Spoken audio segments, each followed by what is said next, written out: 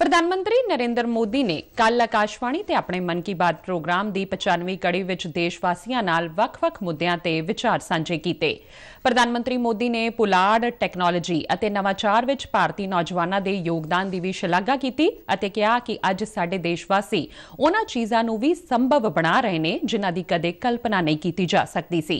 उन्हां कहा कि यह देश विच आत्म विश्वास नाल भरे नवे युग की शुरुआत है। एक रिपोर्ट।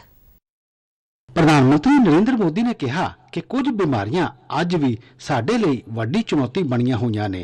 मेडिकल साइंस की दुनिया ने रिसर्च और इनोवेशन के साथ ही अत्याधुनिक टेक्नोलॉजी और उपकरणों के सहारे काफी प्रगति की है, लेकिन कुछ बीमारियां आज भी हमारे लिए बहुत बड़ी चुनौती बनी हुई है। ऐसी ही एक बीमारी है मस्कुलर डिस्ट्रॉफी। ये मुख्य रूप से एक ऐसी आनुवंशिक बीमारी है जो किसी भी उम्र में हो सकती है। इसमें शरीर की मांसपेशियां कमजोर होने लगती हैं।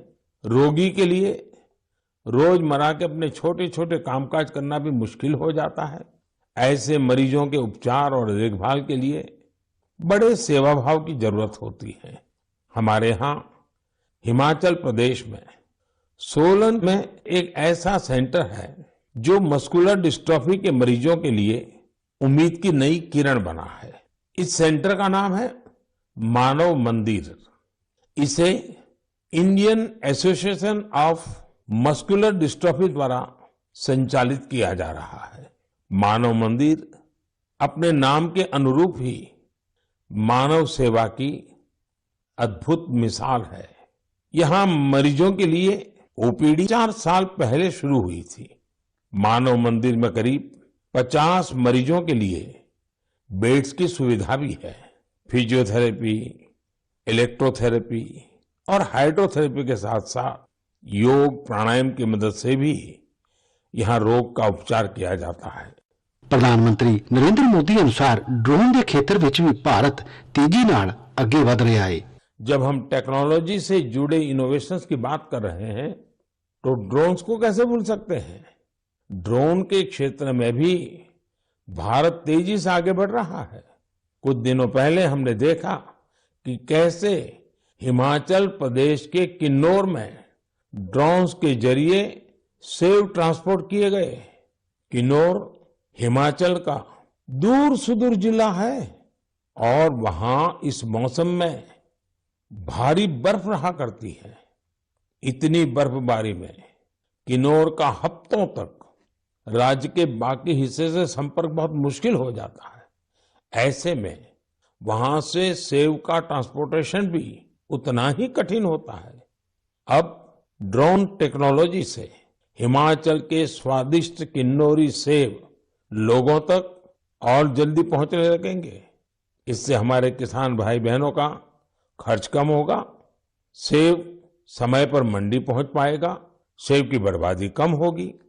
साथियों, आज हमारे देशवासी अपने इनोवेशन से उन चीजों को भी संभव बना रहे हैं जिसकी पहले कल्पना तक नहीं की जा सकती थी। इसे देखकर किसे खुशी नहीं होगी। हाल के वर्षों में हमारे देश ने उपलब्धियों का एक लंबा सफर तय किया है। मुझे पूरा विश्वास है कि हम भारतीय और विशेषकर हमारी युवा पीढ़ी अब रुकने वाली नहीं है। प्रधानमंत्री नरेंद्र मोदी अनुसार आज हर देशवासी किसी न किसी क्षेत्र में हर पद्धर ते देश लई कुछ करन दा यतन कर रहा है। आज हर देशवासी किसी न किसी क्षेत्र में हर स्तर पर देश के लिए कुछ अलग से काम करने का प्रयास कर रहा है।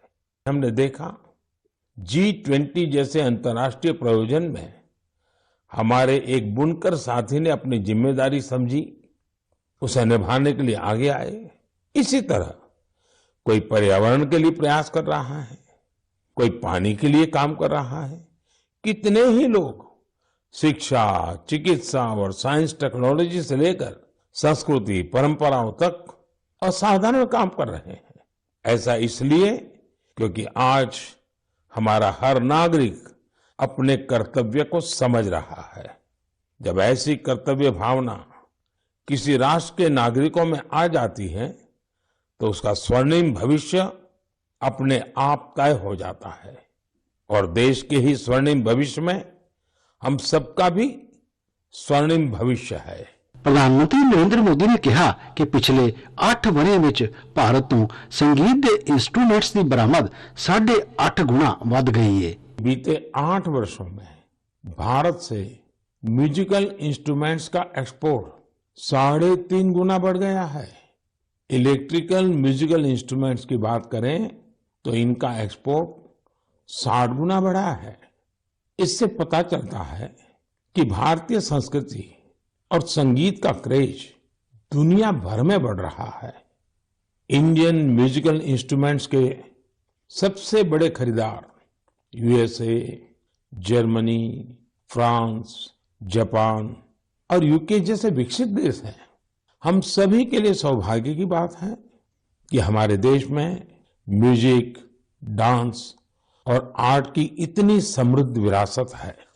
साथियों, महान मनीषी कवि भर्तृहरि को हम सब उनके द्वारा रचित नीति शतक के लिए जानते हैं। एक श्लोक में वे कहते हैं कि कला, संगीत और साहित्य से हमारा लगाव ही मानवता की असली पहचान है। वास्तव में हमारी संस्कृति इसे ह्यूमैनिटी से भी ऊपर डिविनिटी तक ले जाती है। वेदों में सामवेद को तो हमारी विविध संगीतों का स्रोत कहा गया है। मां सरस्वती की वीणा हो, भगवान श्री कृष्ण की बांसुरी हो या फिर भोलेनाथ का डमरू, हमारे देवी देवता भी संगीत से अलग नहीं है। हम भारतीय हर चीज में संगीत तलाश ही लेते हैं, चाहे वह नदी की कलकल हो, बारिश की बूंदें हो, पक्षियों का कलरव हो या फिर हवा का गूंजता स्वर। हमारी सभ्यता में संगीत हर तरफ समाया हुआ है। यह संगीत न सिर्फ शरीर को सुकून देता है बल्कि मन को भी आनंदित करता है। संगीत हमारे समाज को भी जोड़ता है। यदि भांगड़ा और लावणी में जोश और आनंद का भाव है तो रविंद्र संगीत हमारी आत्मा को आह्लादित कर देता है। देश भर के आदिवासियों की अलग अलग तरह की संगीत परंपराएं ये हमें आपस में मिलजुल कर और प्रकृति के साथ रहने की प्रेरणा देती है। प्रधानमंत्री अनुसार साडा देश दुनिया ਵਿੱਚ ਸਭ ਤੋਂ ਪੁਰਾਣੀਆਂ ਰਵਾਇਤਾਂ ਦਾ ਘਰ ਹੈ। ਇਸ ਲਈ ਇਹ ਸਾਰਿਆਂ ਦੀ ਜ਼ਿੰਮੇਵਾਰੀ ਹੈ ਕਿ ਅਸੀਂ ਉਹਨਾਂ ਰਵਾਇਤਾਂ ਤੇ ਰਵਾਇਤੀ ਗਿਆਨ ਨੂੰ ਨਾ ਸਿਰਫ ਬਚਾਈਏ ਬਲਕਿ ਉਸ ਨੂੰ ਅੱਗੇ ਵੀ ਵਧਾਈਏ। ਬਿਊਰੋ ਰਿਪੋਰਟ, दूरदर्शन समाचार।